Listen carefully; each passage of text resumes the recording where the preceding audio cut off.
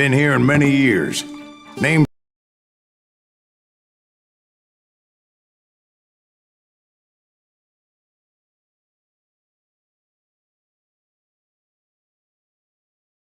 his grief. Business to take care of.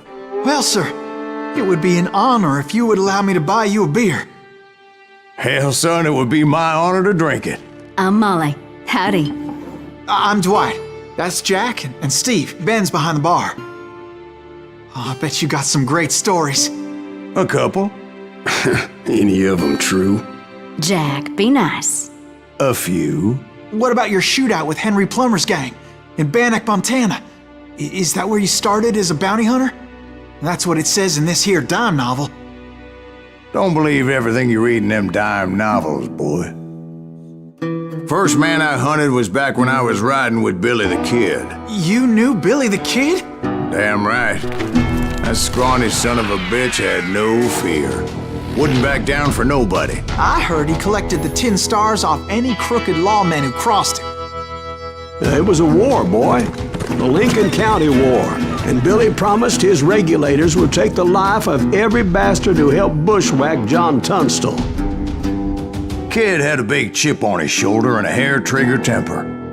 Made him dangerous as hell.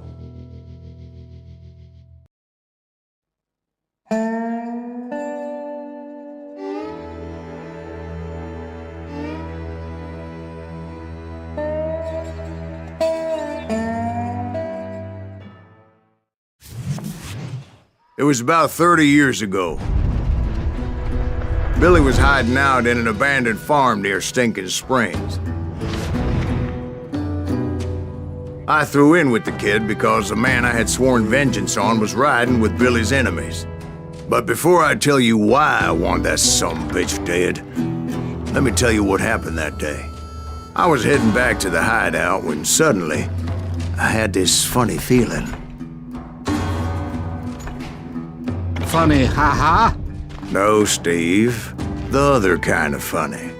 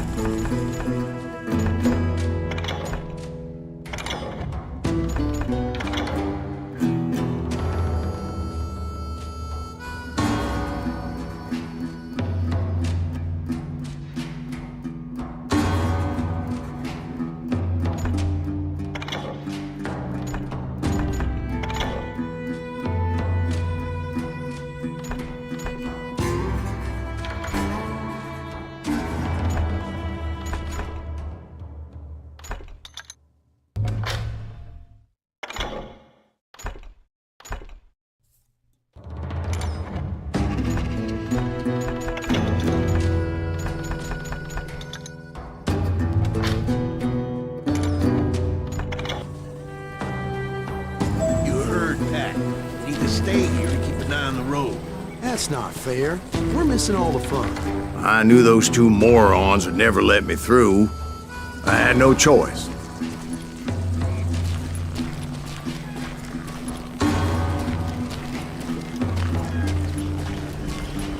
Who's that? Is he with us?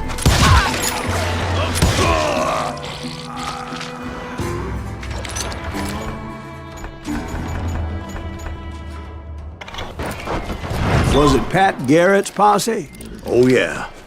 I heard the shots and I knew I had to move fast.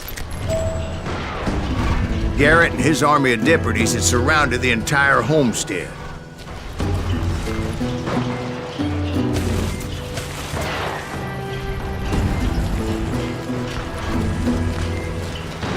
Fire at will! Spread out, goddammit! They're coming from the rear! I decided to help Billy and the boys out a bit. So that's just what I did.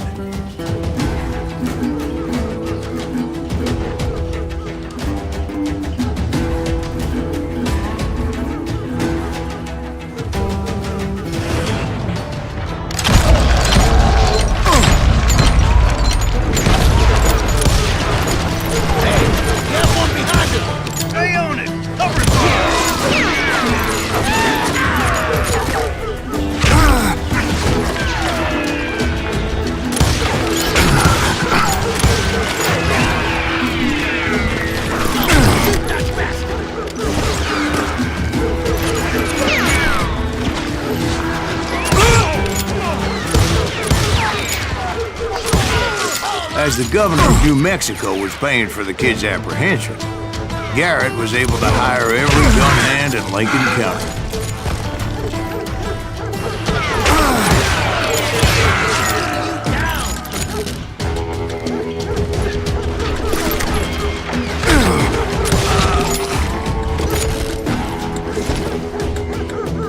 You ain't going nowhere.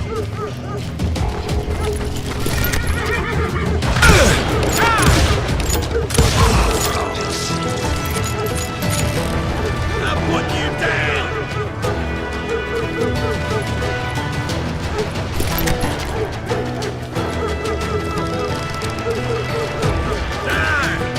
I knew that going through that front door meant putting my butt in a shooting gallery, so I decided to get sneaky. You're dead.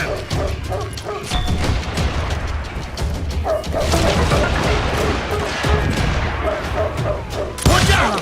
One of them! God damn it, he's right behind us! Where the hell's Garrett? He's never around when...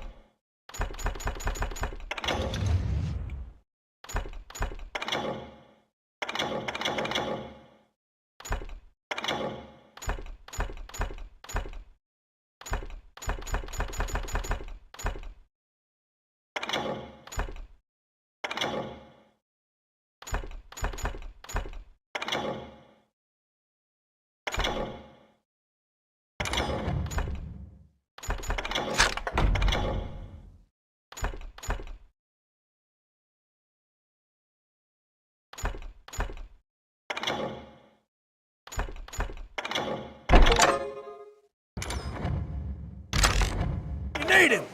Come on! Let's send these some bitches running!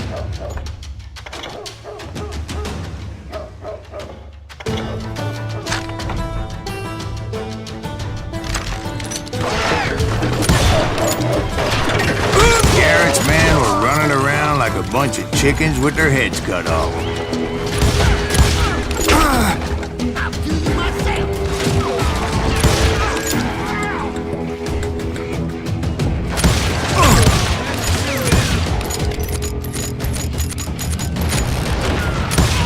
Now you're really pissing me off!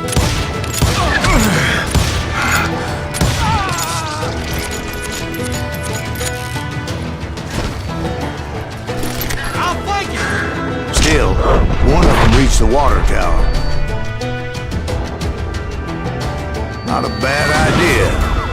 It would be a turkey shoot from up there.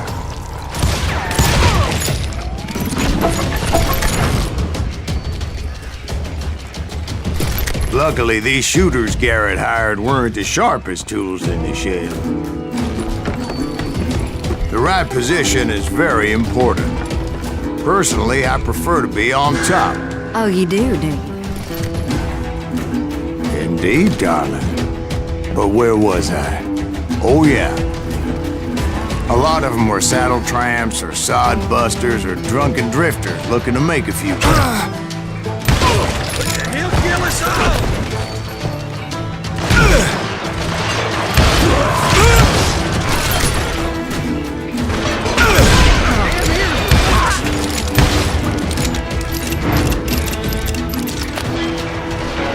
You think you can kill me too?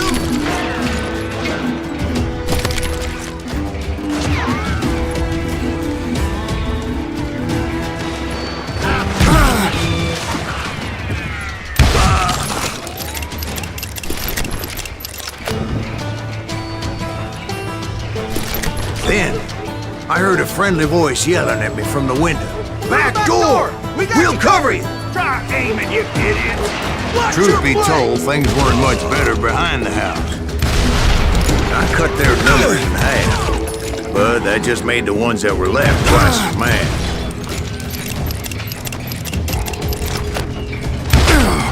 They made up for their lack of skill with a seemingly endless supply of ammo. Putting you down!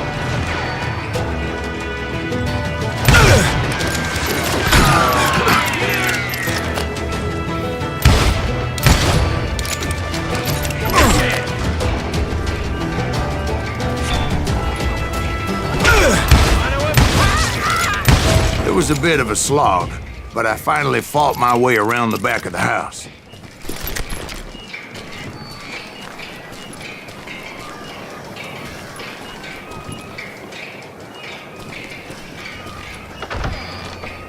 And like that, I was inside, none the worse for wear. I passed Dirty Dave. Deader than a rat in a trap! And upstairs, I found Billy and Charlie Bowdry. How about...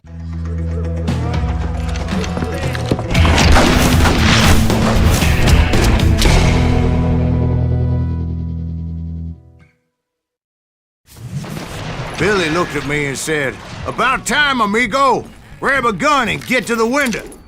Wait, so you were friends with Billy the Kid? Yeah, sort of.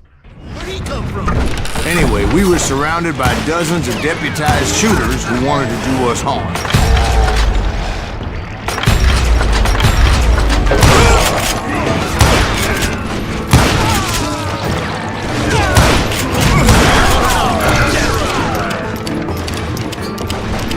I can keep this up all day! Kill him! I think I got him! I'm telling you, Garrett's men were dropping like flies, but they just kept on coming. Where the hell Garrett get missing all the action? Shot him! That's when Charlie got hit. "They're catching us in a crossfire," shouted Billy. "Get to the other side!"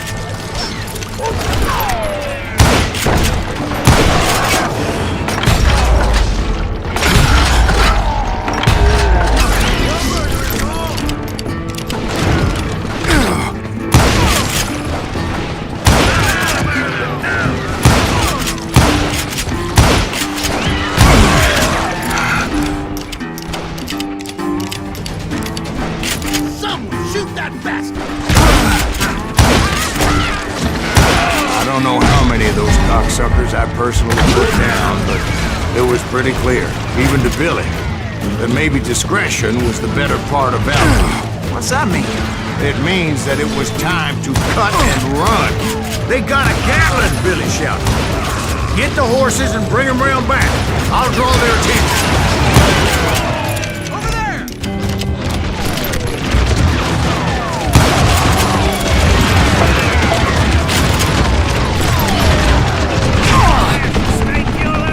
I said that it was time to cut and run.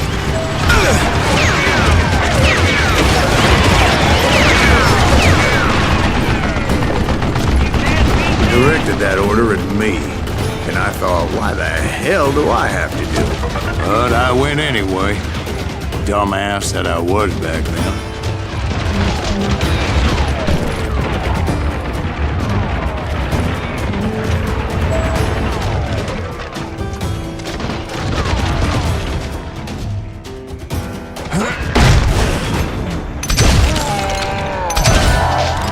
Make a run for it! Those poor sons of bitches are done for! Many would have fled in my place. But I had that false sense of invincibility that many young men have. Like Jack here. What are you saying, old man? Jack, he's just joshing. Yeah, he better be. Mr. Greaves, please continue. Please, call me Silas, ma'am. Now, where was I? You were heading for the barn. Got you like a fish!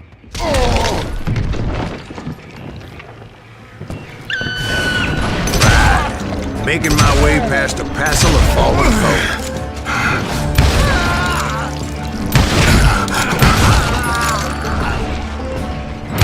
That gave me a goddamn headache!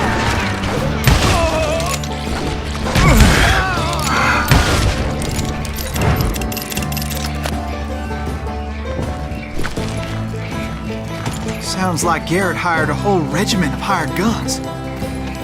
Yeah, and just when I thought I was done with them, more of these hapless bastards would pop up.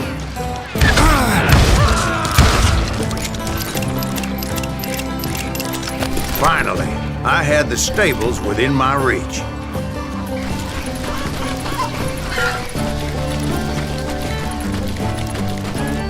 And that's when I met Sheriff Pat Garrett. I read that you went toe-to-toe with him, sir. That backstabbing bastard with that tacked-on tin star.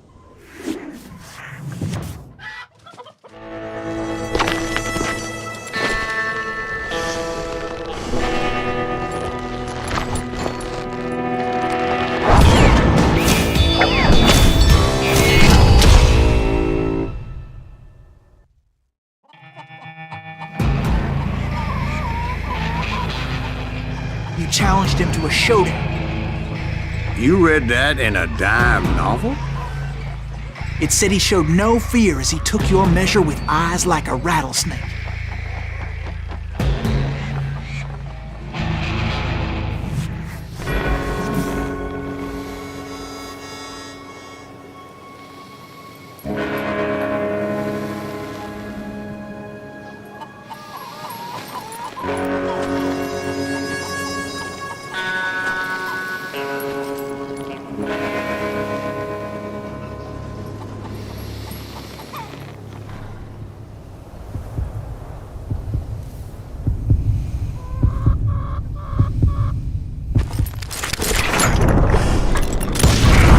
And that you killed him in a fair fight. Is that what that penny dreadful said? No, boy. That ain't what I meant when I said I met Pat Garrett. So let me start again. I finally reached those damn stables.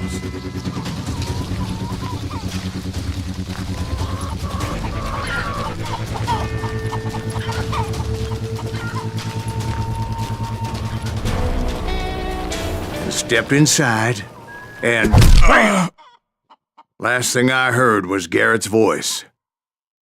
That's not Billy. And go on, how did it end?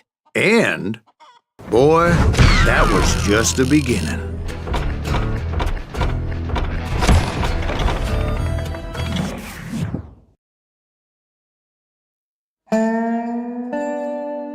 So what happened? Did Garrett arrest you? Yeah, after I came to, the bastard had clocked me with his Colt.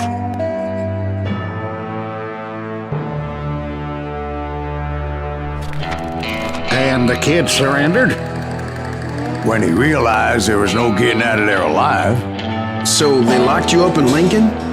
Indeed they did. Sentenced me to hang right along with the kid.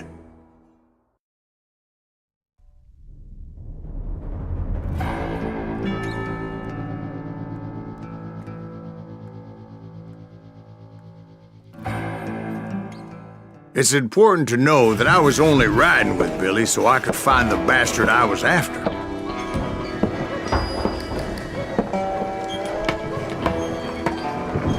He was with John Kinney's gang, and they were sworn enemies of Billy's regulator. Why were you after him? I owed that son of a bitch a bullet for what he had done to me and mine. Instead, all I got for myself was a goddamn death sentence. Luckily, it was right around then that I heard Billy make his move. He shot Jim Bell and a few other guards as he made his getaway. Later, they wrote that some lady friend planted a pistol for him in the privy. What the papers didn't say is that Billy helped me escape too.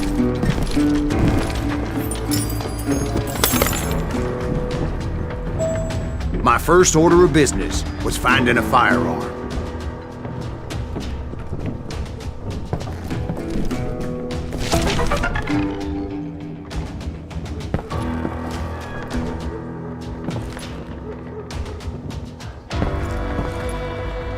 Luckily, I located Deputy Bob Ollinger's mean-ass shotgun.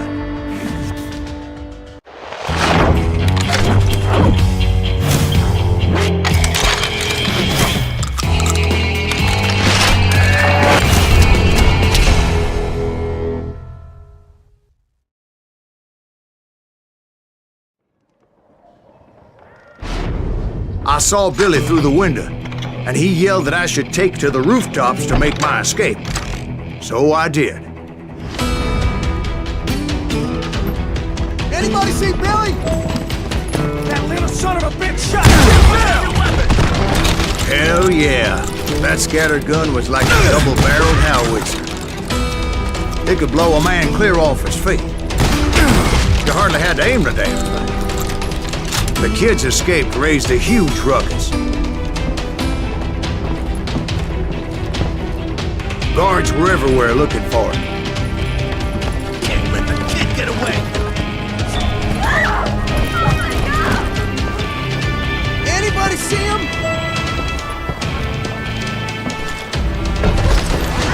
I had to jump from roof to roof like a damn alley cat. I followed the planks where I could, but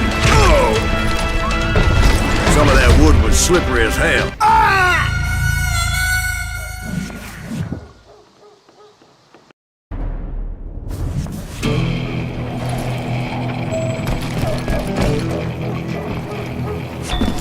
Show 'em how to die!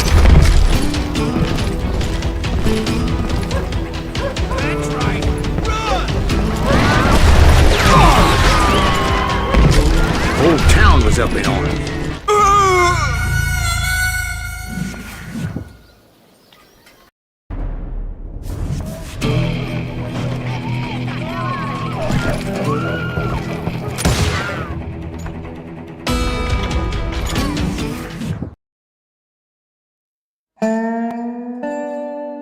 So what happened? Did Garrett arrest you? Yeah.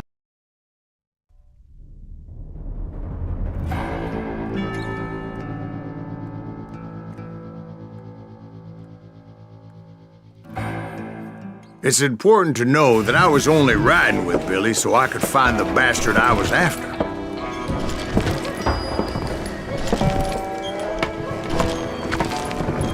He was with John Kinney's gang, and they were sworn enemies of Billy's regulators. Why were you after him? I owed that son of a bitch a bullet for what he had done to me and mine. Instead, all I got for myself was a goddamn death sentence. Luckily, it was right around then that I heard Billy make his move. He shot Jim Bell and a few other guards as he made his getaway. Later, they wrote that some lady friend planted a pistol for him in the privy. What the papers didn't say is that Billy helped me escape too.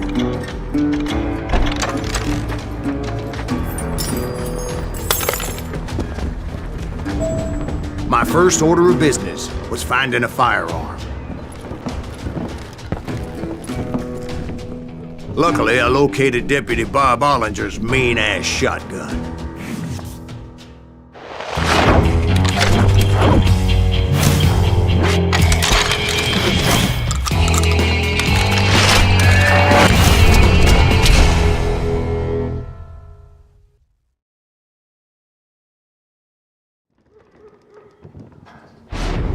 I saw Billy through the window, and he yelled that I should take to the rooftops to make my escape.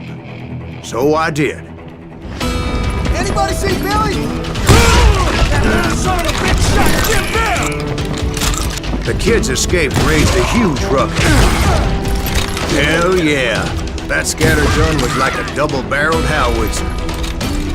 It could blow a man clear off his feet. You hardly had to aim the damn thing. Guards were everywhere looking for it. Oh my God! Anybody see him? I had to jump from roof to roof like a damn alley cat. I followed the planks where I could, but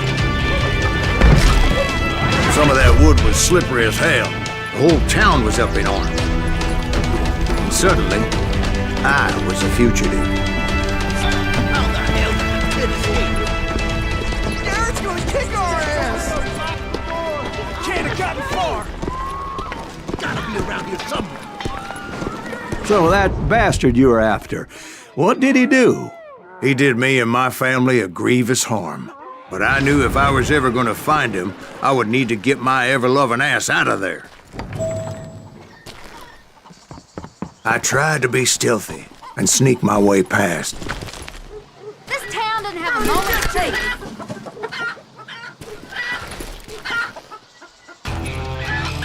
You! But hell, if they weren't all waiting for me. Apparently, some of them thought I was Billy. Go to hell.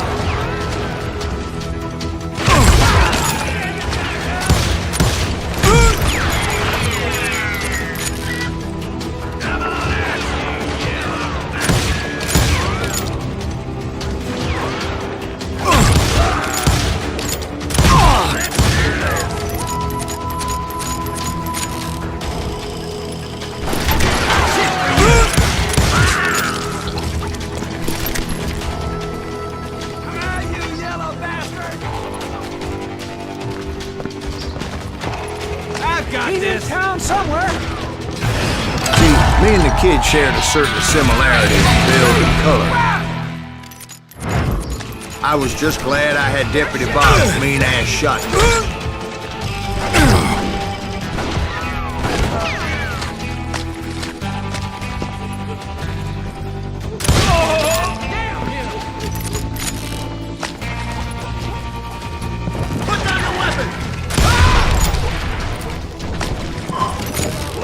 Get your headstone!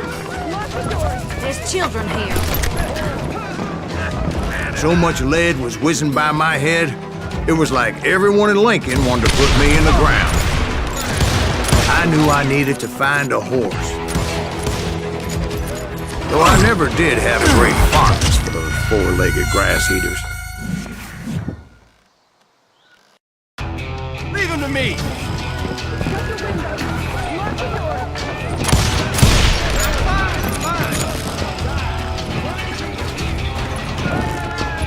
Don't let him get away!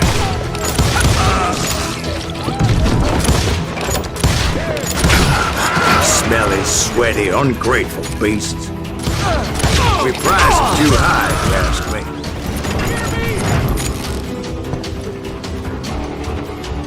Surrender yourself! Let's do this! You're threatened!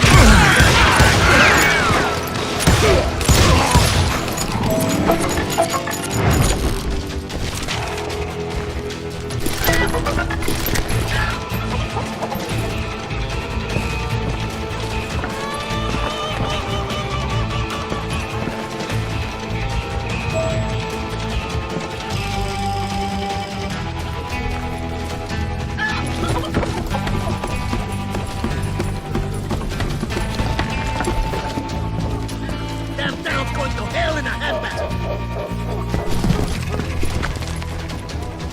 But where was the kid while you were busy getting shot at? Gone. And that's when it occurred to me why Billy set me free. You know respect for decency? So I could be a hapless decoy and draw attention while he snuck out of town.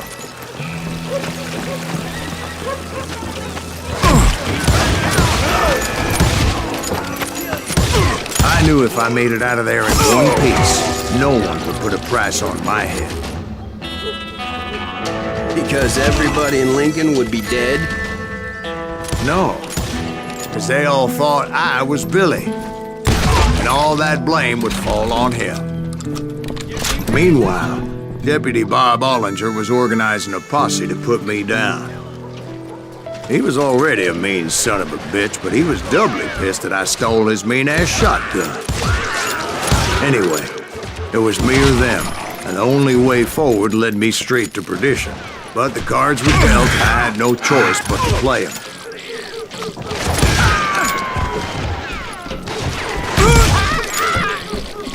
Damn him! Get the women off the street! On yourself! How the hell did he get away?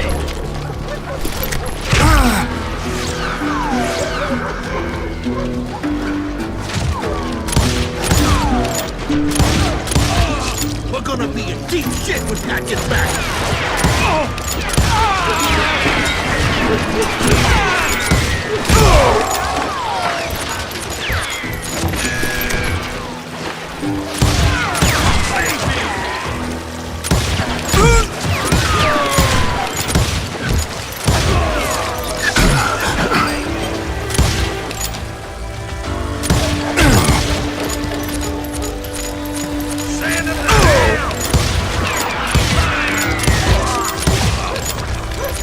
I'm here!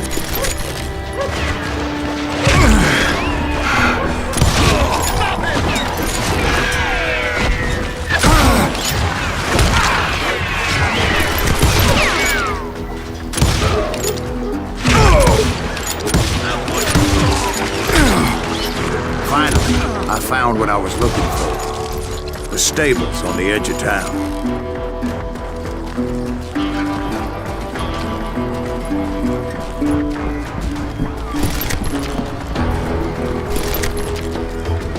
Guess Billy saved your ass, taking out Bob Ollinger the way he did. Billy didn't kill Bob.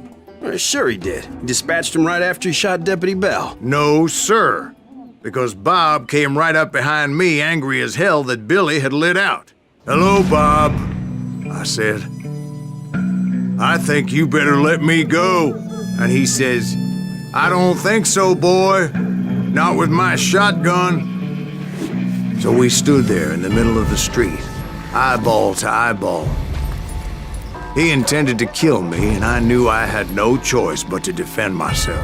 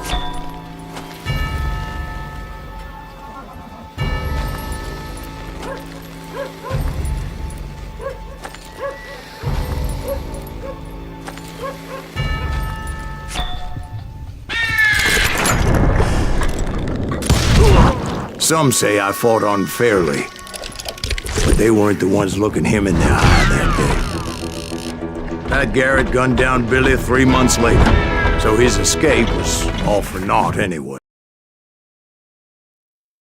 So where'd you go after Lincoln? Mexico. Until I realized nobody was looking for me. I ended up taking a job at the Rurales. The Mexican Rurales? I was hired to help them track down the cowboys. The most vicious outlaw gang in Cochise County?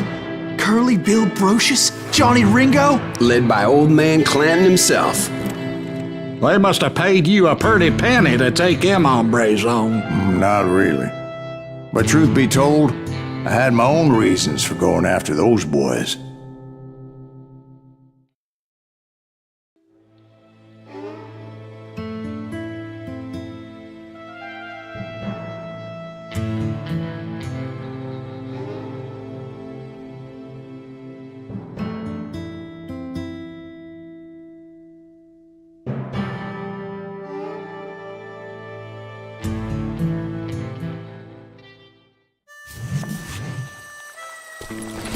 So was the bastard you were after now riding with the cowboys?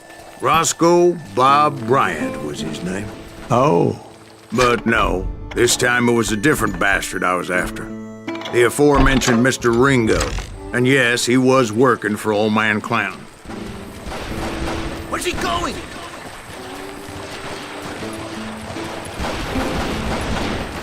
I came upon them robbing a stagecoach, which wasn't surprising, being they were such murderous thieves and bastards. The bandits wore red scarves, so I knew they worked for the old man. Over there! I did my best to help those poor passengers. You're dead!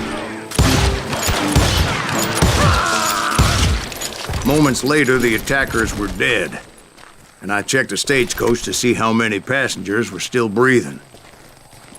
None. It was then I wondered if the rocks weren't hiding more bandits.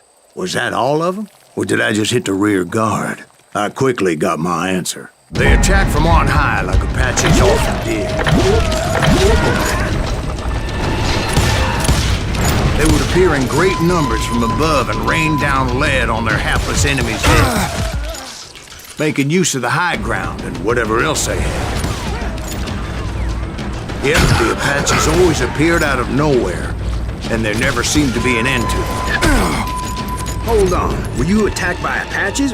What happened to the cowboys? Did I say they were Apaches? I said Clanton's cowboys attacked me Apache style. I was in a pitched battle, but I was holding my own against an overwhelming enemy force.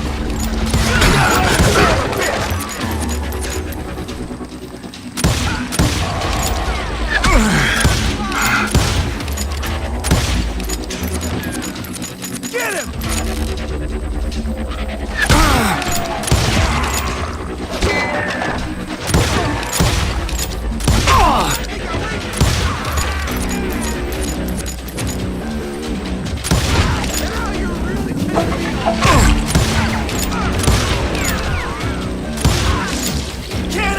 See, at the time, I was still pretty green, would often blunder into regrettable situations.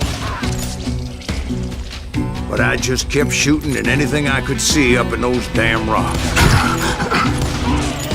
I didn't see Ringo. I knew he was with the cowboys. He and Roscoe Bob had done me a dreadful wrong, and I was determined to have my revenge. But to get to Ringo, I knew I'd have to fight my way past these other assholes first.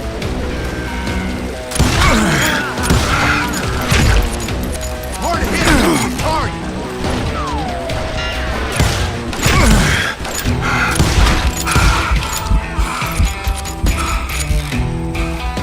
Stand and fight, you coward!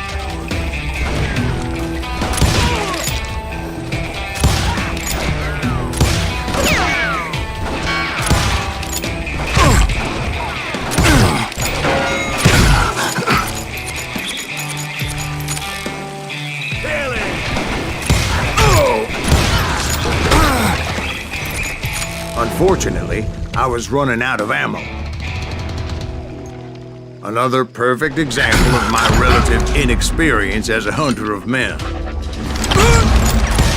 I immediately knew that a tactical retreat was called for, as my vengeful fury was much less impressive without the bullets to back it up.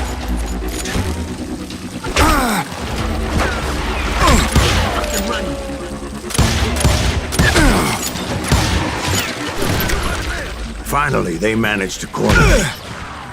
Trapped as I was, the odds of my survival seemed pretty slim.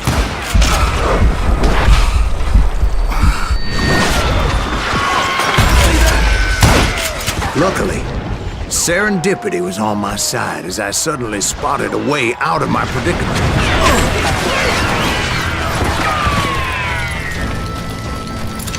Stand and fight, you coward!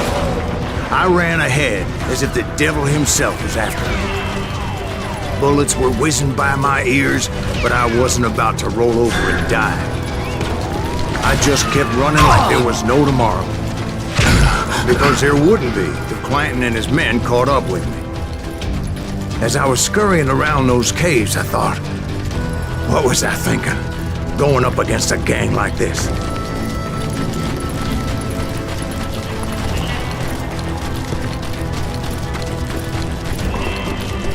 I just kept running, not knowing where the hell I was going. And that's when something miraculous happened. Like manna from heaven, I found the desiccated remains of what looked like an Apache warrior. The old weapon next to him supplied me with some much-needed ammunition.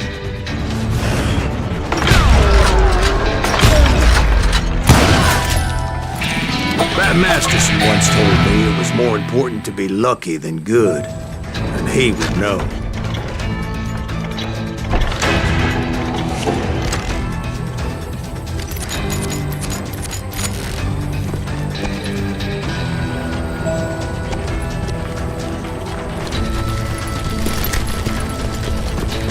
And imagine my surprise when I found a fistful of dynamite to go along with that ammo.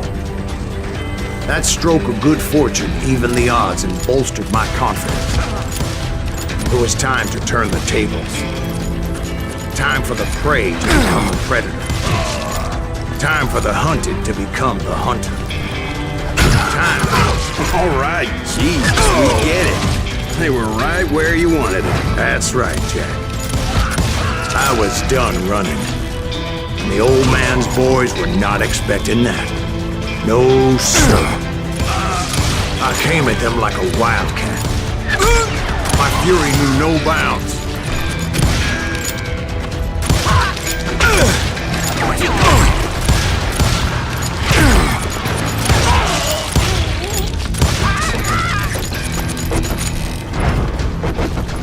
It was finally time for that old man to pay for his sins.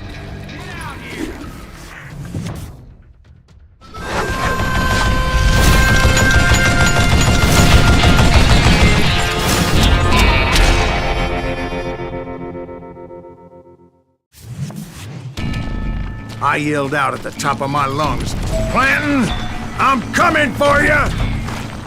A little stealth might have made more sense, to be perfectly honest. Because that old fool had a Gatling gun and enough bullets to last him till Kingdom Come.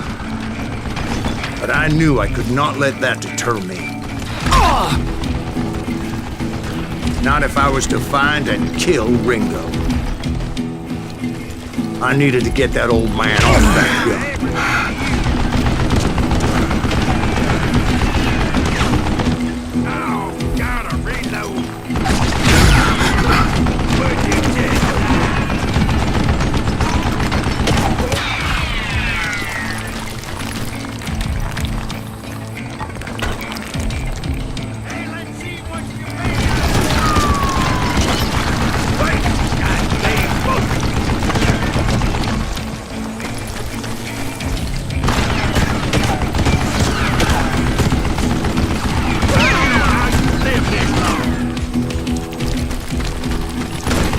Most everyone thought it was the Ruales who had come up against him in Guadalupe Canyon, but it was just me.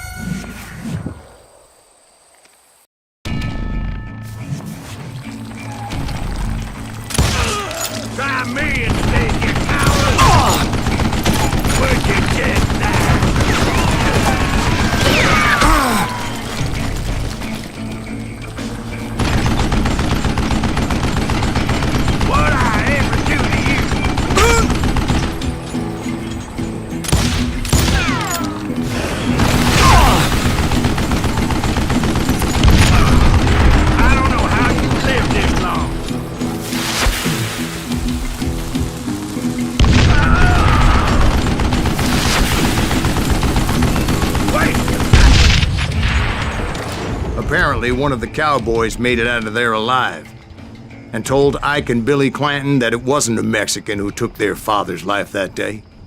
They just assumed it was one of the Earps, and that little misunderstanding eventually led to that legendary gunfight at the OK Corral.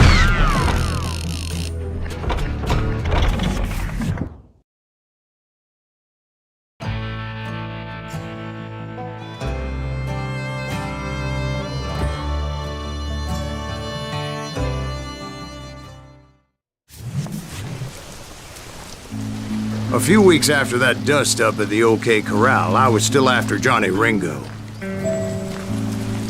I had tracked him and the cowboys to their hideout at a sawmill, and they were loaded for bear. Somebody's coming! So, what exactly did Johnny Ringo do to piss you off? Well, him and that other bastard. Roscoe Bob Bryant? Yep. They both deserve to die, and I promise I'll tell you why. But first, I need to tell you about the cowboys' new boss, Curly Bill Brocious. Earp's coming! Get ready, boys. You hear Curly Bill took charge of the cowboys upon the old man's demise, and after that gunfight at the OK Corral, the Clantons wanted revenge. So they murdered Morgan Earp and grievously wounded his older brother, Virgil.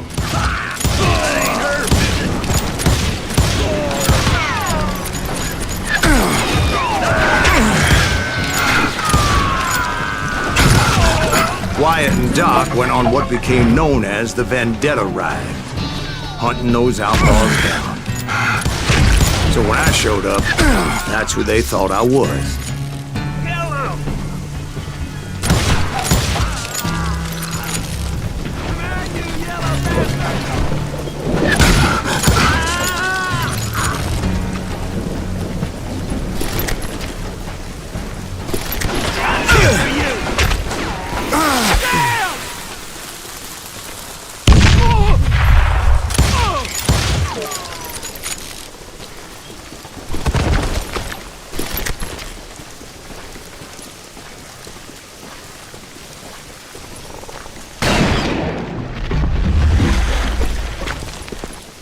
There were killers around every corner, all wearing red bandanas. That's how the cowboys identified each other, and I was beginning to wish I had one myself.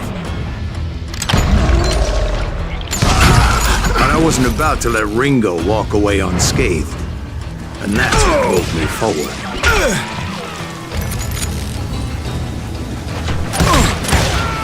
They say that Ringo was infernally fast. I hardly saw anyone faster, boy. Certainly not Wyatt Earp. That man was all hat and no cap.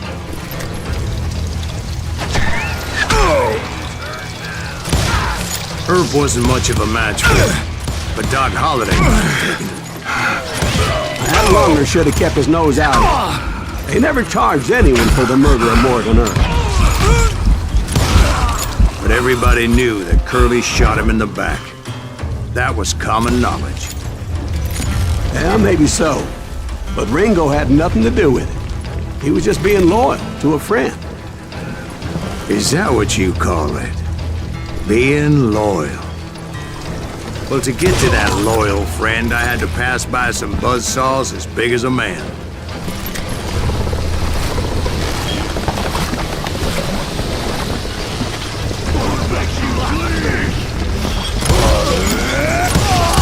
Excuse me, sir. I have a question.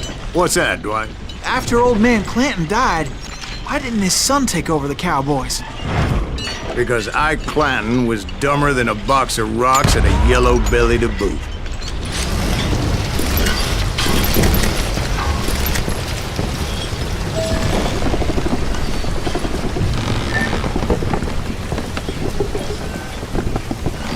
Now, where was I?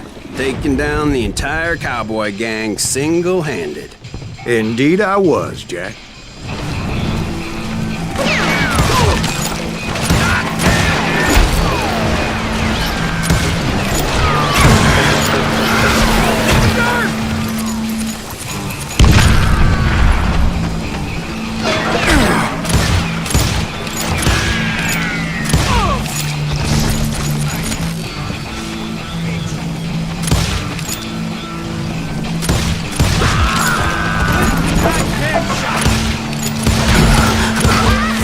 So it wasn't easy, as those boys had good cover. That sucker!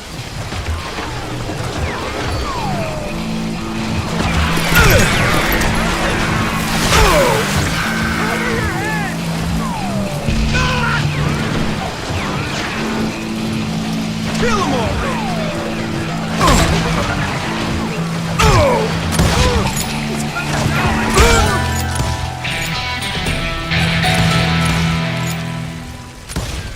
Dead man!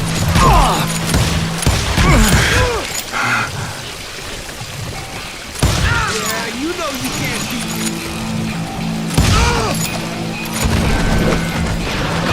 You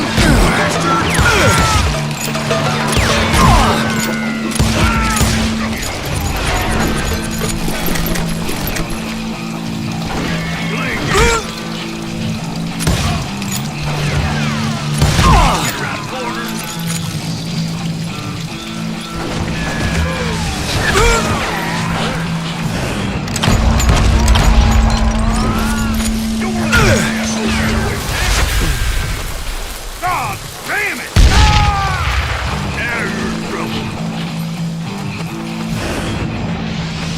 Oh, now.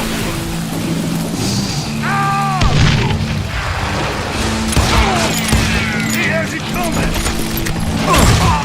There were carts everywhere, piles of lumber, and God knows what else for people to hide behind.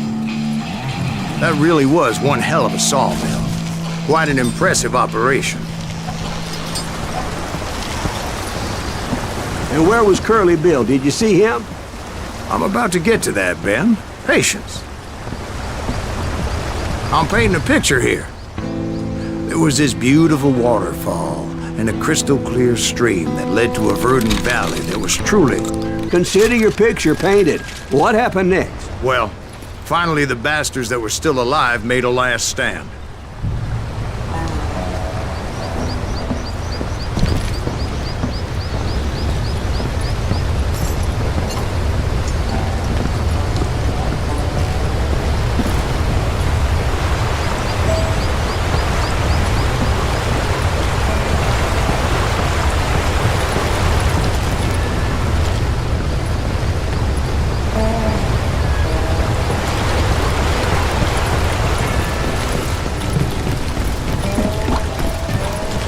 Curly Bill, Johnny Ringo, and his compadres took off into the lumber yard, and I followed after.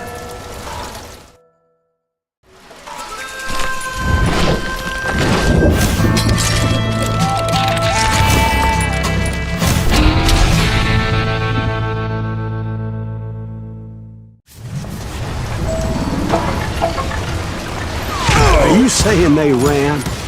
Cowardice was not in Ringo nor Curly Bill's nature. No, sir. I never said they were running scared. They just wanted me out in the open. Time to dance with the devil! You working for Wyatt? Like a scared little puppy! Send you to kill me? Die!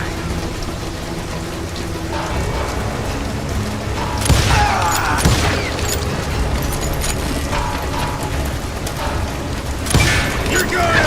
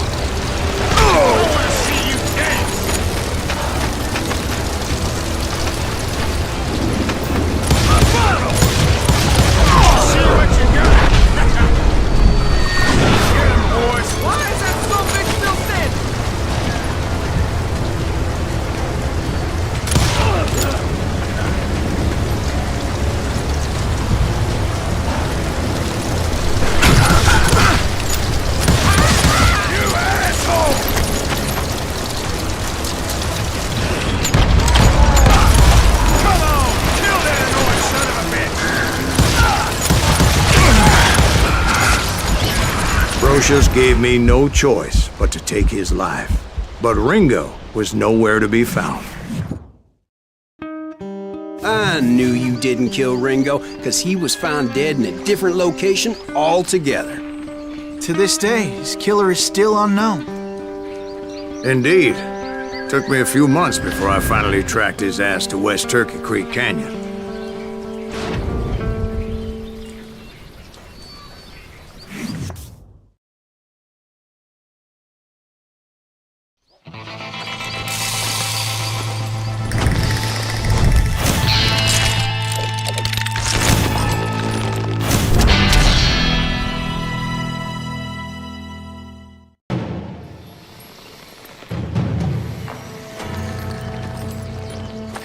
That's incredible, sir. I always thought that Doc Holliday was the one that killed him.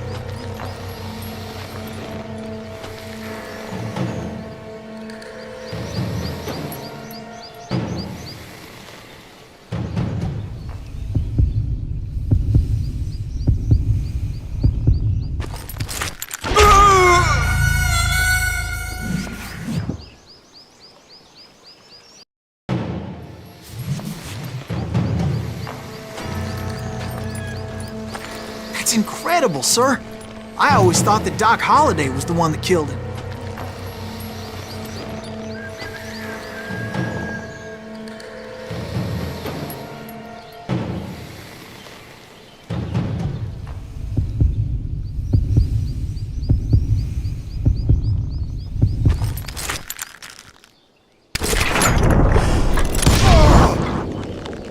Sorry I had to ruin the legend for you, boy. But the legend ain't always true. Doc Holliday had nothing to do with the death. I was paid a healthy bounty for Ringo and Curly Bill, and realized there was real money to be made. That's why I went after Henry Plummer.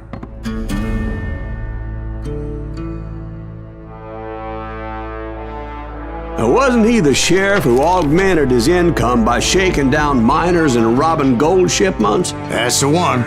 Oh, yeah, I remember him. He ran that gang of thieving outlaws called the Innocents. So it's true that you went toe-to-toe with him? Indeed I did, son. Indeed I did.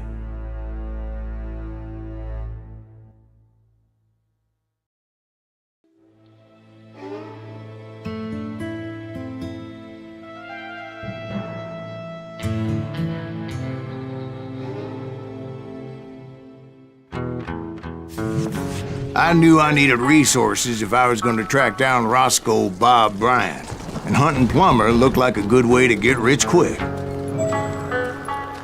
As the local vigilantes exposed him as the leader of the bandits, and put a generous price on his head. Plummer rallied his gang to plunder one last gold mine before making their escape, and that's where I thought I'd find him.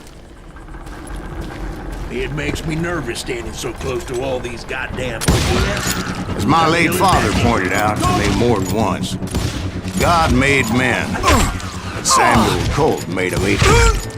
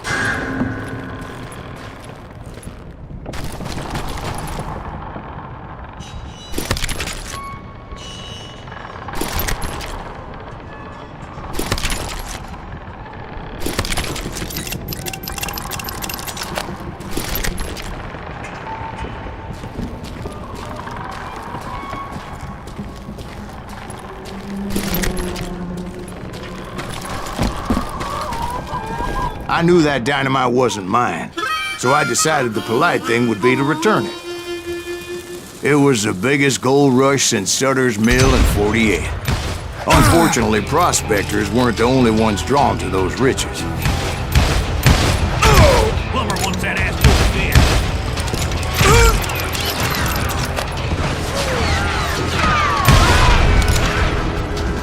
thieves and killers, robbing travelers and hijacking gold shipments.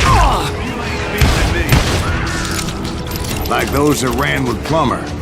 Some were just regular folks I knew from town, drawn by greed and easy pickings.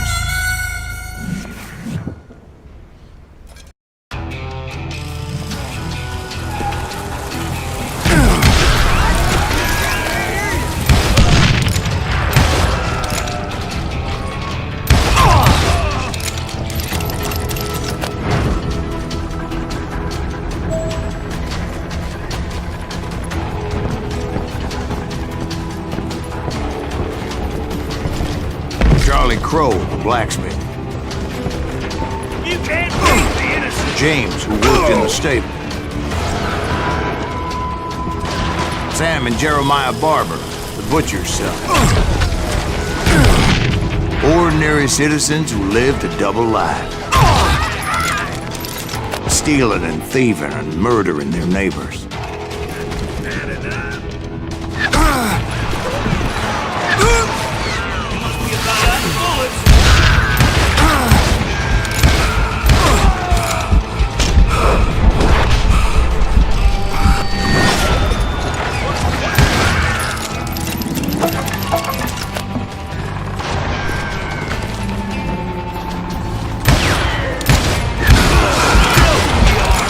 The rest were veterans of the Civil War. Stone-cold killers trained on the bloody fields of Shiloh and Antietam. Plummer had a lot of men on his payroll. A hell of a lot. That son of a bitch pretended to protect the public with one hand while stealing them blind with the other. He set up a defensive perimeter which I had no idea how to breach.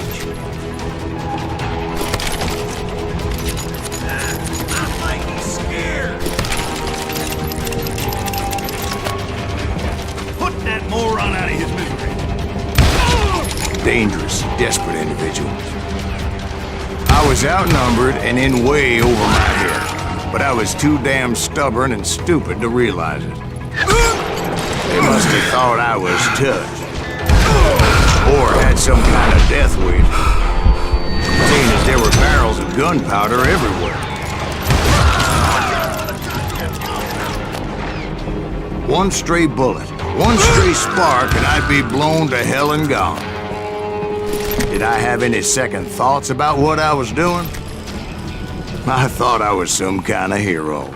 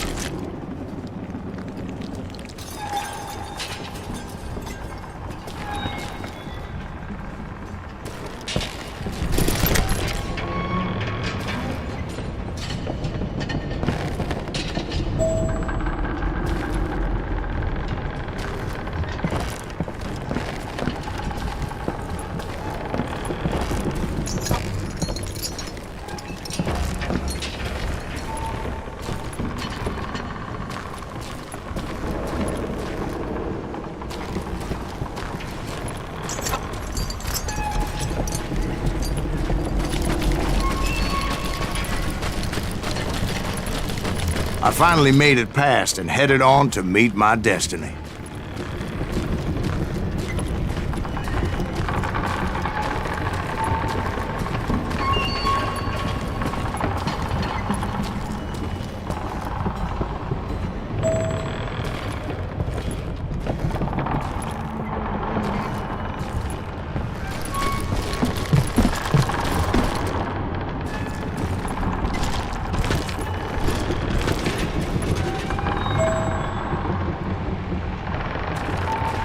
But first, I had something I needed to figure out.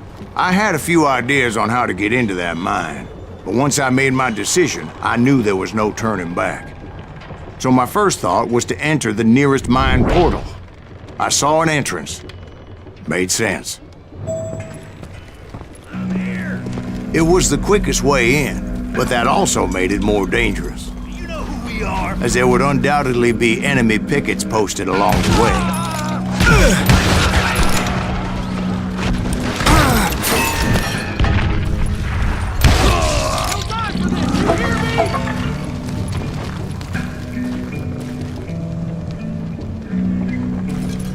Had enough?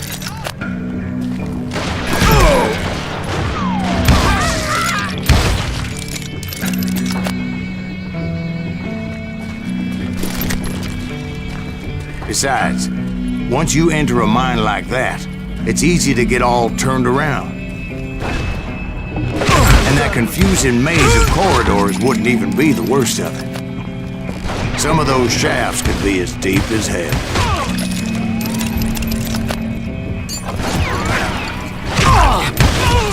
A single stumble or misstep can easily end in a deadly plunge to oblivion.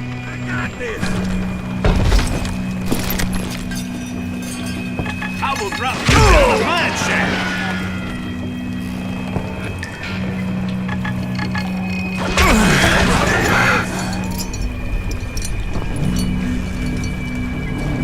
I do not deserve to die like this.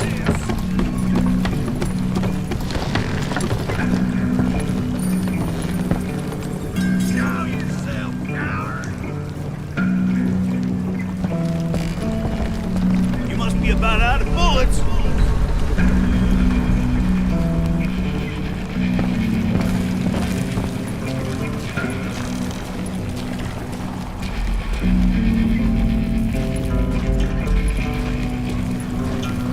You ain't beefing me.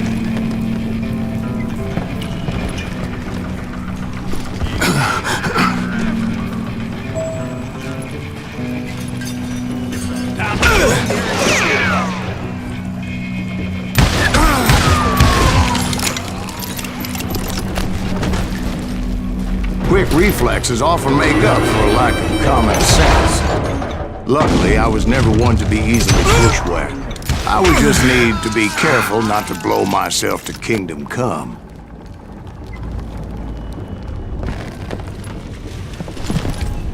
With all that gunpowder and dynamite everywhere, a body has to know what he's shooting at.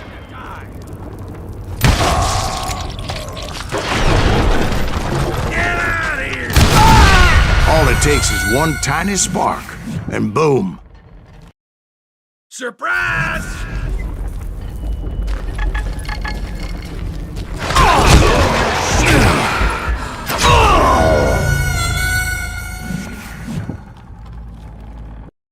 Get him! Come on out, you yellow...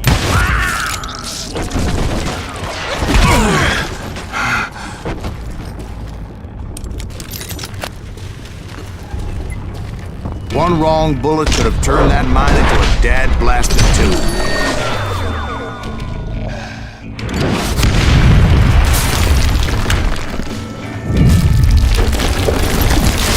I freely admit that my plan of attack was not just moronic, but clearly insane.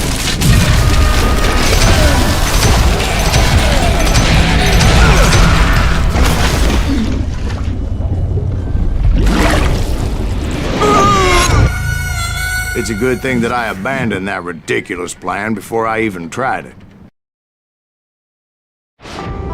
Instead, I spotted a ladder, a way into the mine from the opposite side.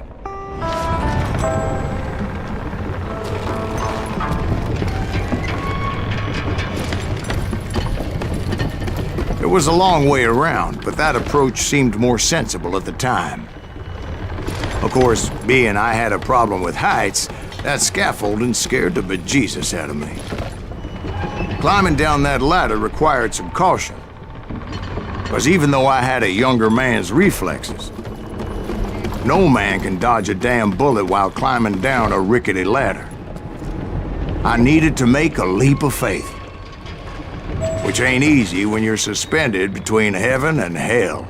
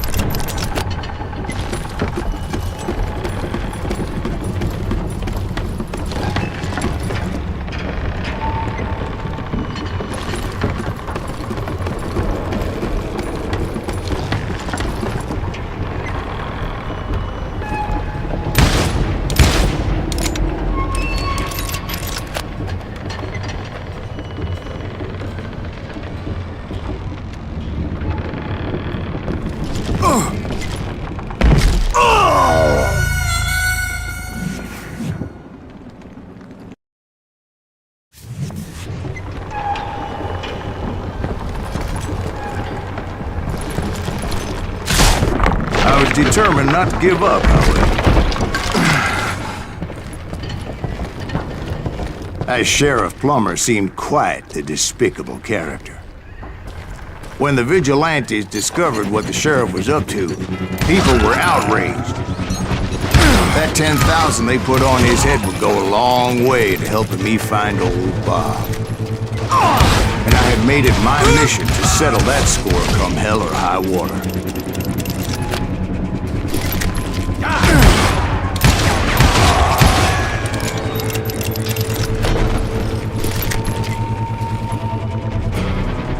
But first, I would have to make a choice.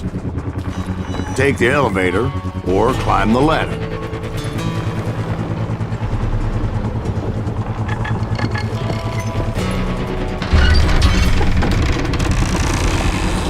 I picked the more convenient and more dangerous route.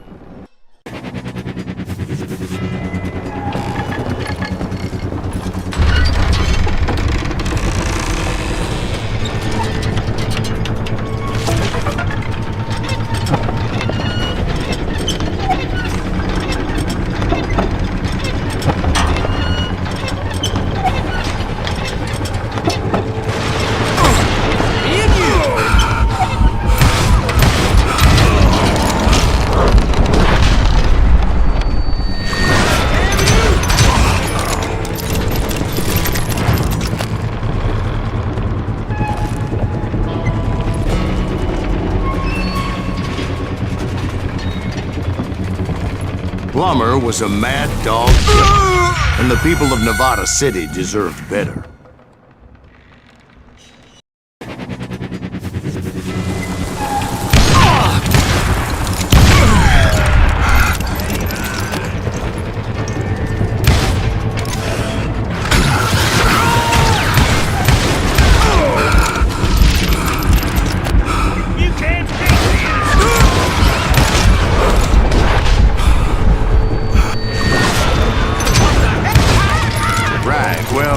He was the sheriff of both places at one time or another, but that's neither here nor there.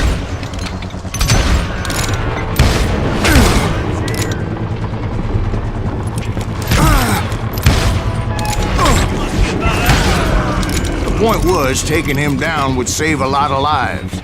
including my own.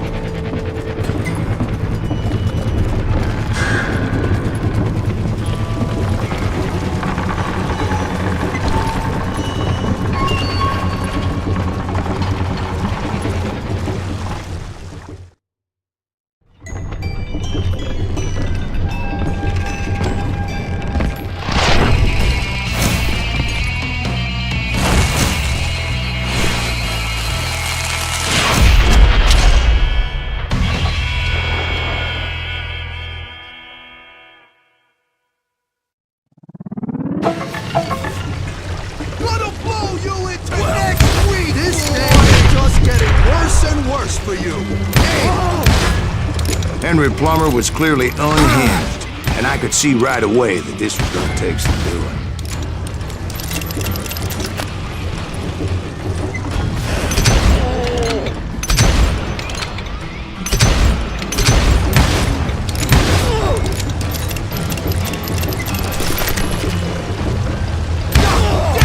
I need some help here!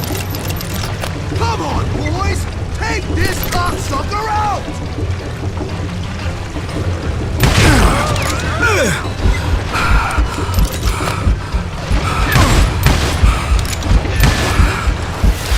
Dynamite! You rule today! You better hide!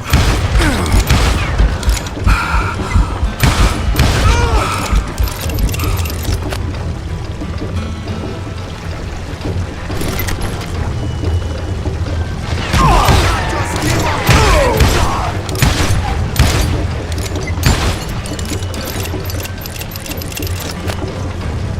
You ain't taking me!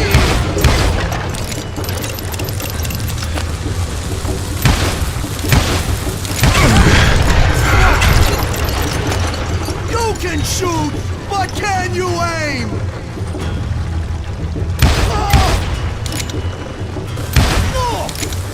Why don't you just join the circus? I can shoot too!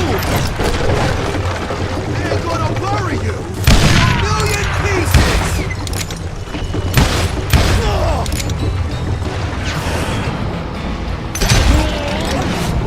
So that's how Henry Plummer died. Him and his crew were worth their weight in gold.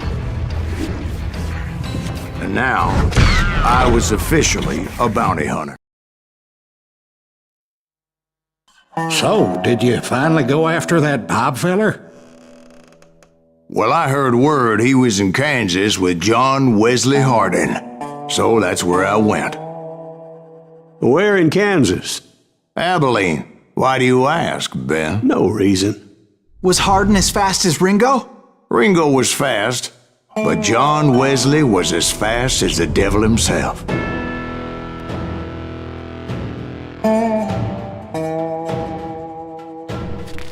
Hell, he killed his first man at 15. From that day forward, he had a price on his head and wouldn't back down for nobody, not even Wild Bill Hickok himself.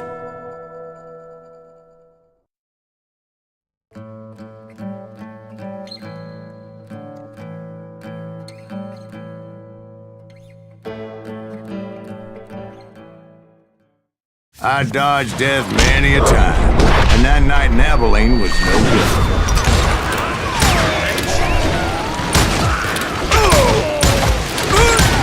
I was there with the intention of finding that bastard Bob and collecting the bounty on John Wesley.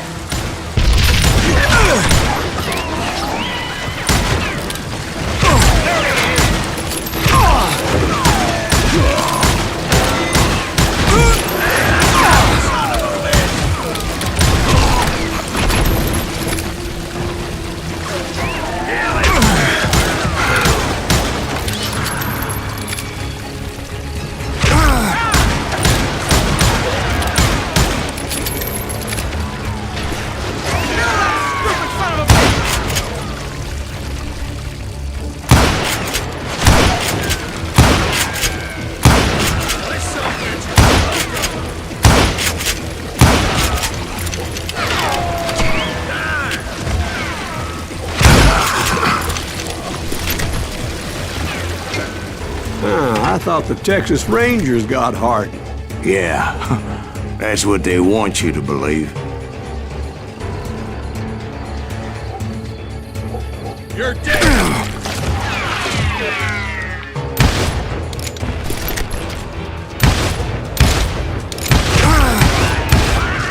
It was cold in a witch's tit and a brass bra that night as I fought my way past his loyal compadres.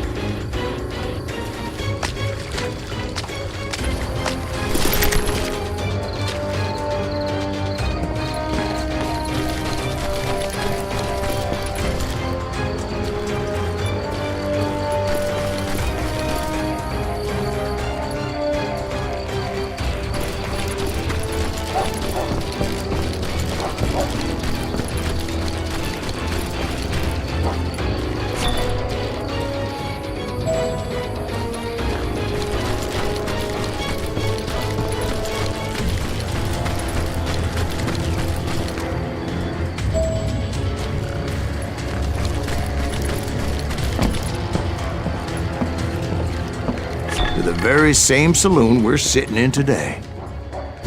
Look around and imagine this place painted in blood. Harden was waiting for me, and...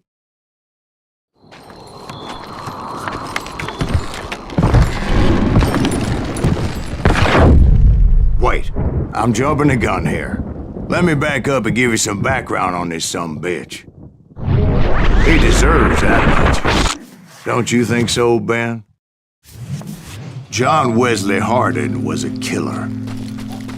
By the end, he confessed to taking the lives of 42 men. He was a bona fide folk hero by then, and had amassed a gang of armed miscreants and other assorted thugs. He and his men set up camp outside of town, and I was hoping Bob was among them. Shit, it's cold out here. I'm freezing my giblets off. Ain't right, we gotta stay out here, keep it watch. God damn it! Shoot that son of a bitch! They didn't ask why I was there. They knew, as most of them were wanted as well. I figured Harden was here somewhere, but to get to him, I'd have to get past his gun hand. And that was easier said than done, as most of them were as foolish and full of bravado as I was. I had to spill a lot of blood to find out Harden wasn't in that camp. He was carousing in town with his closest friends. Harden's boys apparently didn't want me to reach the Bull's Head. Some were hightailing it into town to inform their jefe of my unwelcomed presence.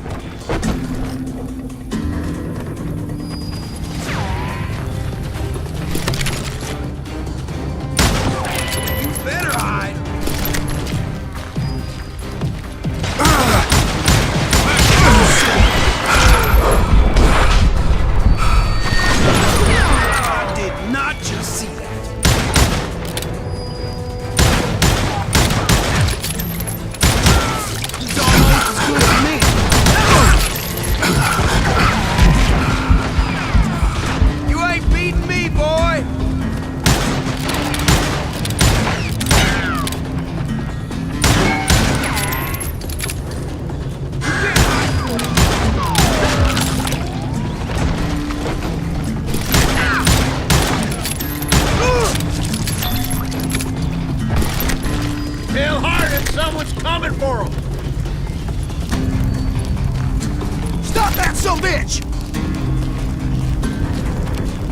Let the boys know we got another law dog.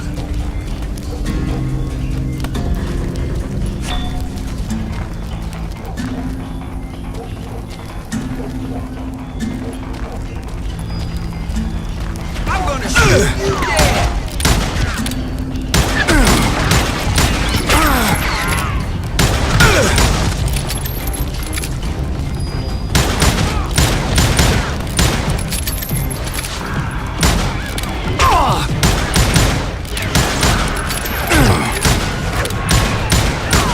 I wondered if Bob was among them.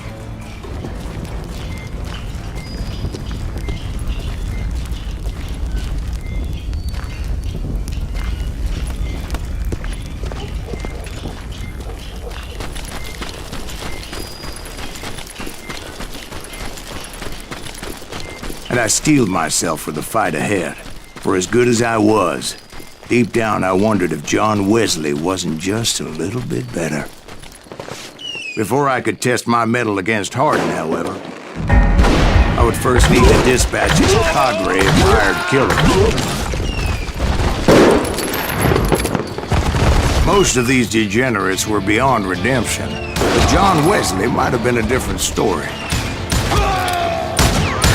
I didn't learn until later that that night was in fact his birthday celebration.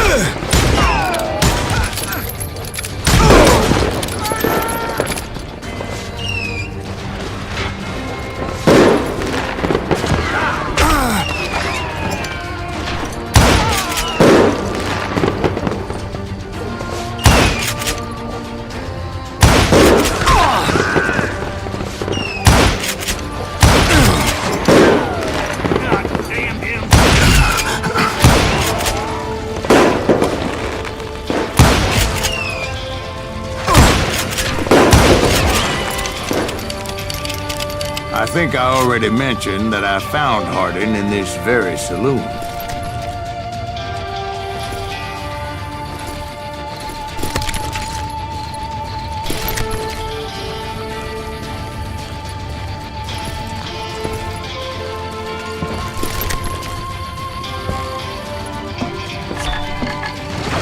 Suffice it to say, nobody there was happy to see me. In fact, I felt a certain hostility.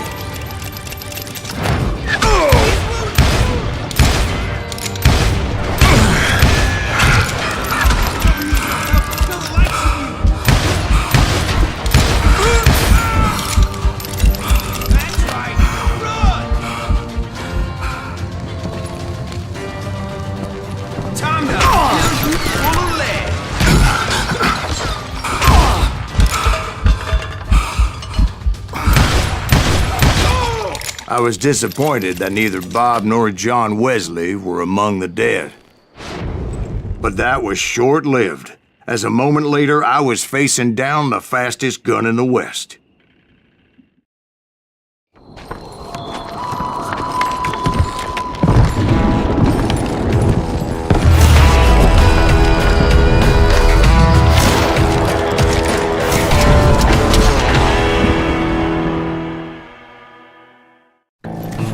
I felt a bolt of adrenaline, or maybe that was fear. He was well known for his tricks, and I knew I'd need my own if I was ever to defeat him.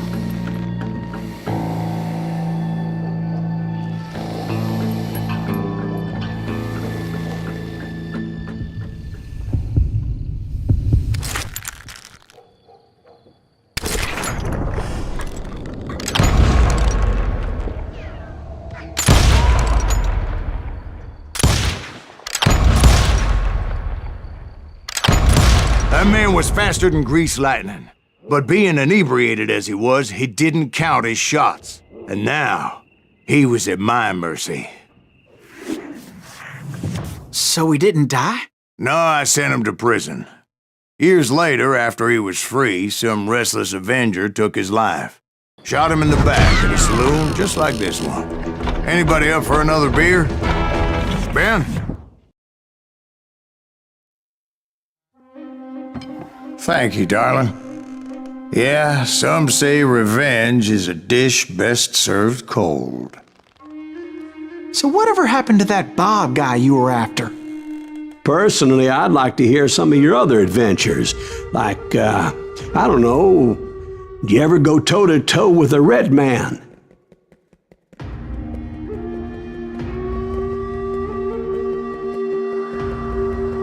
Yes, I did, Ben. I remember once I was after this renegade Apache, Grey Wolf. Strangely enough, revenge was also his primary motivation.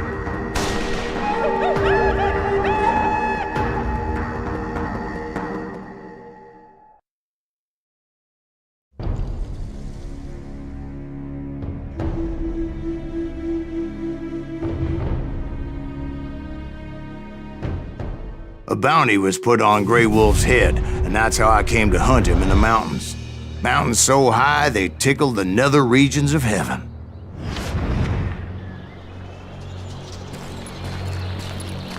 Grey Wolf was a Chiricahua Apache medicine man who had led a war party in revenge for a massacre against his people.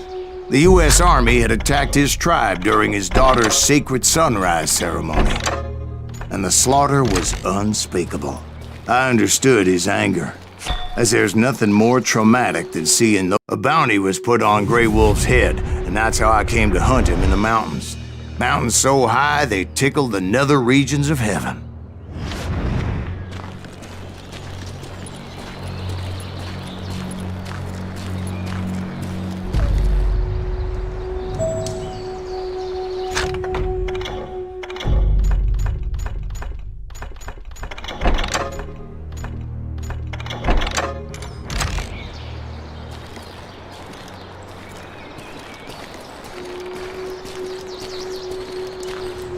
I understood his anger, as there's nothing more traumatic than seeing those you love die in a cruel and painful death.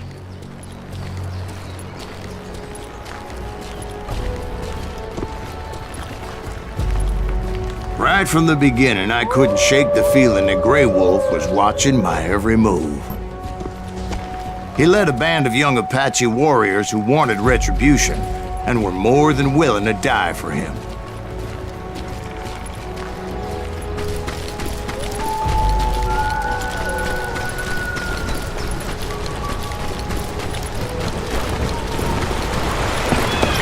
They saw me before I saw them.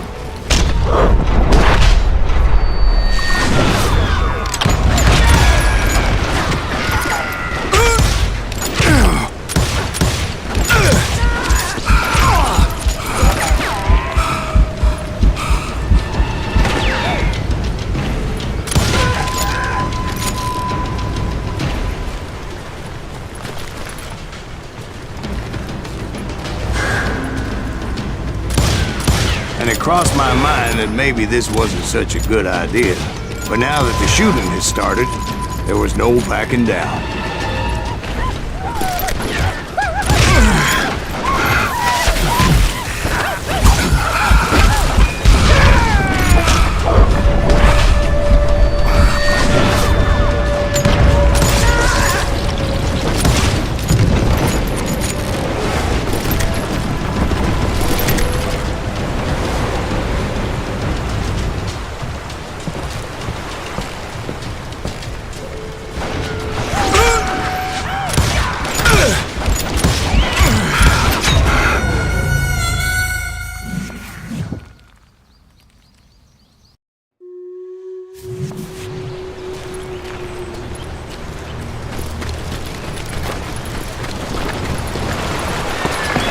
They saw me before I saw them.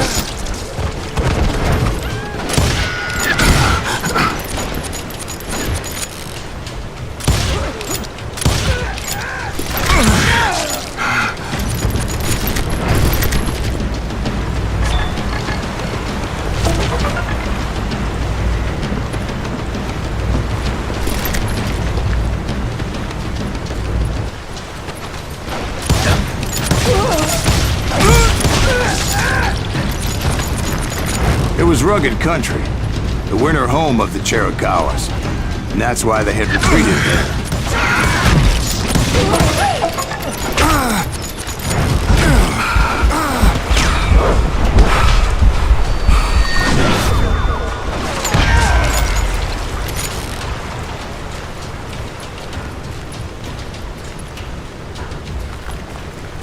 I admit to having some regrets about going after them the way I did.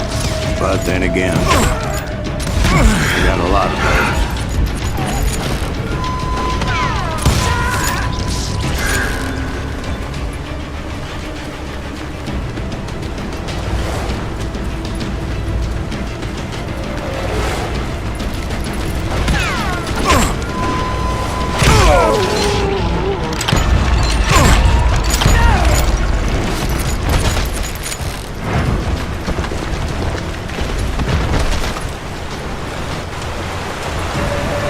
Did you find Grey Wolf? Not at that moment, but I did find the entrance to their hideout.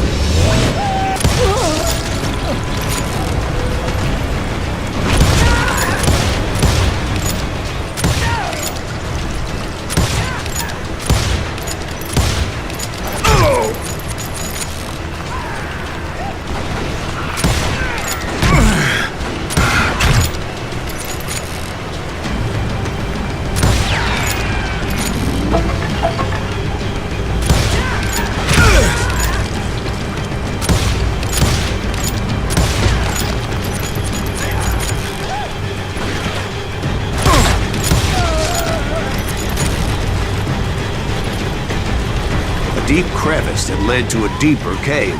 Don't tell me you went in there. Yeah, but it's not out of bravery so much as pure, angry cussedness.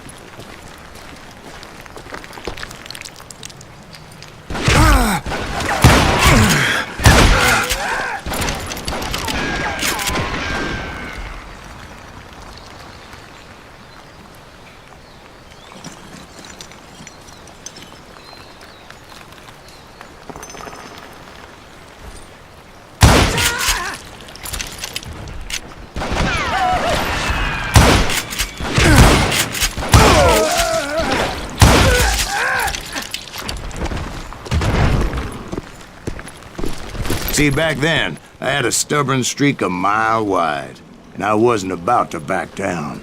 So it was like pitch black in there? Actually, it was pretty well lit, as they had torches on the walls.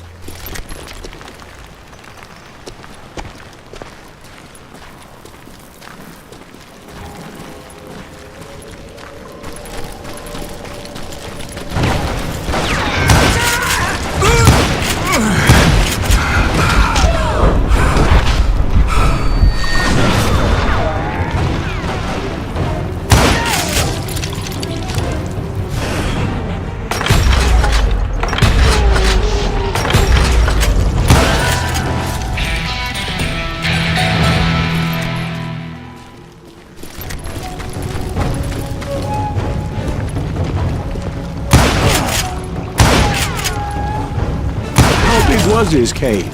Big as hell, Ben. Chiricahua had hid out there during the Indian Wars.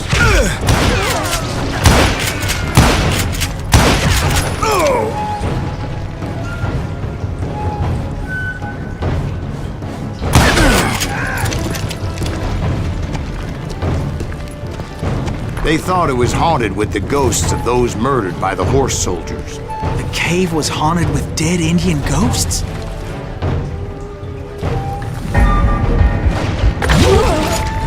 To be honest, I was more concerned with the live ones than the dead ones.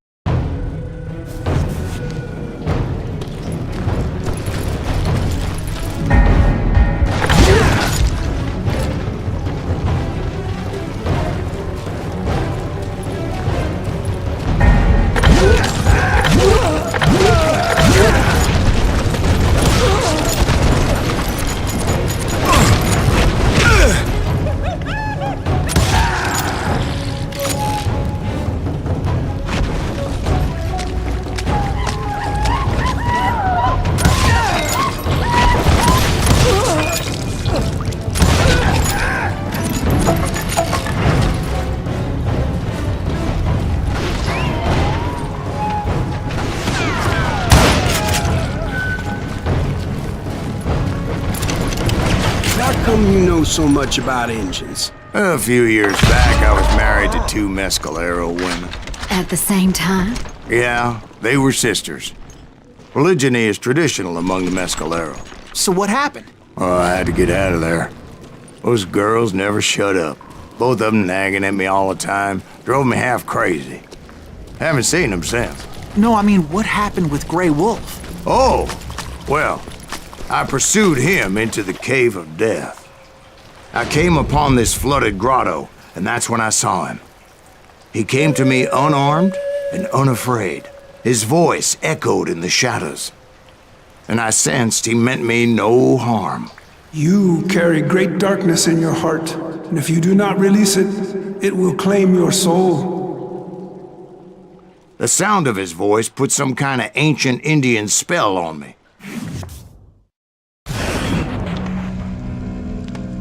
As his story unfolded in my mind, You will come to this place again and kill many more men, and the darkness will grow until it consumes everything that you are.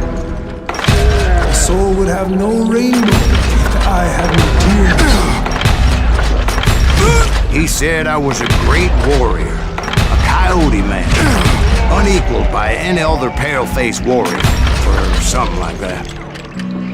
The snakes will bite shadows of your past until a venom poisons your heart, and an echo of the song of the dead summons the spirits deep from within the mountains. I didn't quite get what he was saying, but there was definitely snakes. And indeed, his warriors surrounded me and attacked me like hungry wolverines. They couldn't stop me, though, and Grey Wolf wasn't in the mood for idle talk.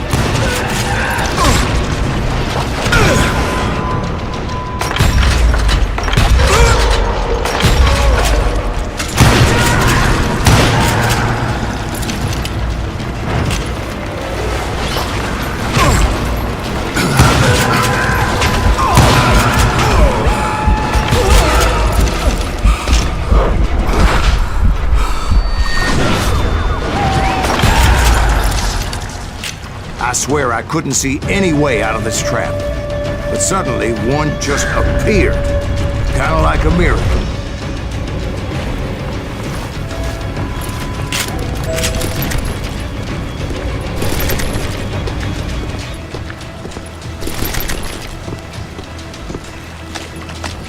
I felt like I would be lost in that damn cave forever.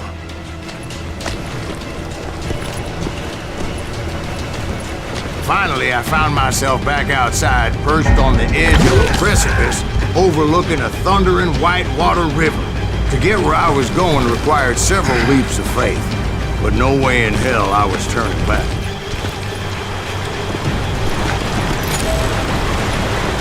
I chased after him, determined to make him explain the meaning of all that mumbo-jumbo. Mumbo-jumbo's right. Are you making this all up as you go? A few details may be fuzzy, brother, but I am relating exactly what happened to me. There were dozens of Apache warriors aiming at me from on high. Dozens? Well, maybe not dozens, but there was a lot of them. At least 3 or 4. Well, more than that, little lady.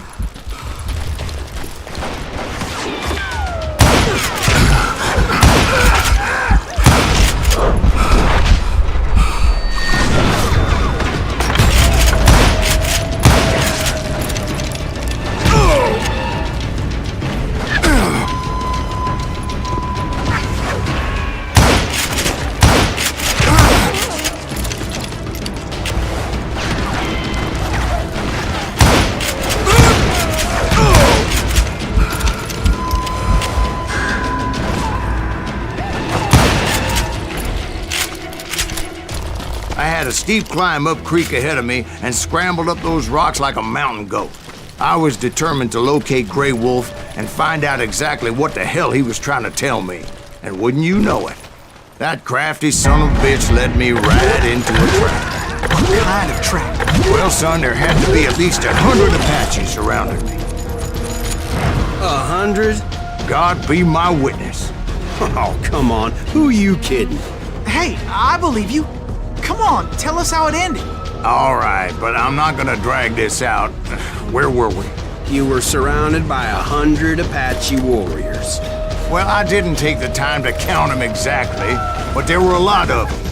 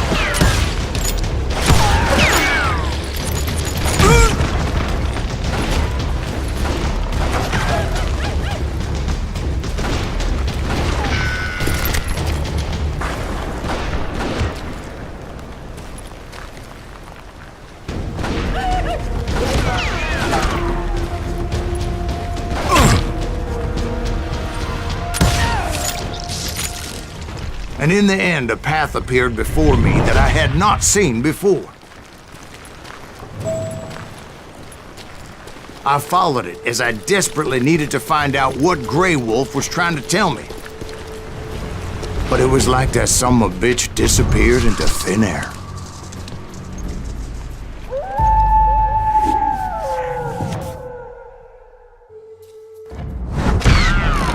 Never did find him. Thank you, darling. It's interesting how the truth can sometimes seem might malleable, depending upon your point of view. Like how those dime novels make you out to be something you're not? Jack, don't be starting trouble. No, he's right. They do tend to exaggerate. Did they exaggerate your part in taking down the Daltons? Well, I was there in the flesh, boy, so I saw what happened firsthand.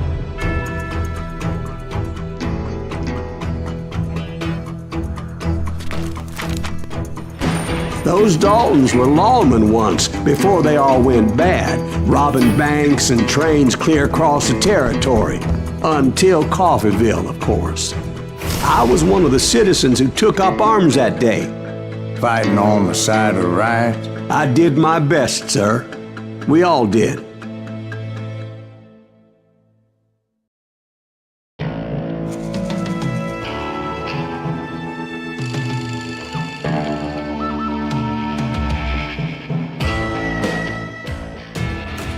It was early morning. One of my friends was a local gunsmith, and he handed out firearms to anybody who'd take one. You see, the Daltons got it in their heads to rob 2 banks at the same time. 2 banks on the same damn street.